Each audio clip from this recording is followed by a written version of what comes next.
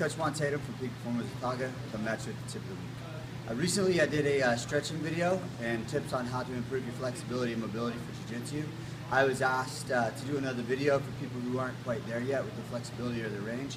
And I'm going to show you guys a few things you can do with your belt to help out your flexibility, okay? First thing we're going to do is I'm going to start off in the seated position here, using my belt on my feet. And as I use my belt on my feet, it's straightening out my legs and getting a good stretch in by pulling myself forward. You're going to do this for 30 seconds, okay?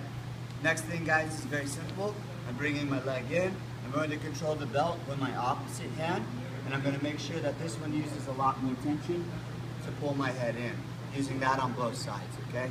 Next thing, guys, you guys can do is I like to stretch out a little bit here, and I like to keep a hold of my gi, my belt here, and pull to get my back stretched out nice and quick with my back. Another easy one that I do is I make the loop in my belt, and I lay on my back, and I put my foot into my belt, like so. I make sure that this leg stays nice and flat, and I start arching and elevating my leg here.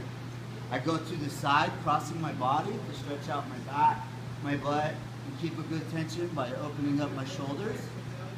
And I do the opposite side here, pulling up on my foot, keeping the angle so I can stretch my inner hamstring here. Last stretch that I like to do with my belt is I take it and I put it behind my back and I grab the belt with my bottom hand. From here, what I'm going to do is I'm going to stretch out my top arm to get a good stretch in my shoulder, and then I'm going to do the exact opposite motion, pull down with my left hand and stretch out the top of my shoulder on my right arm. I'll switch sides on every stretch, holding for 30 seconds and doing that for 3 sets.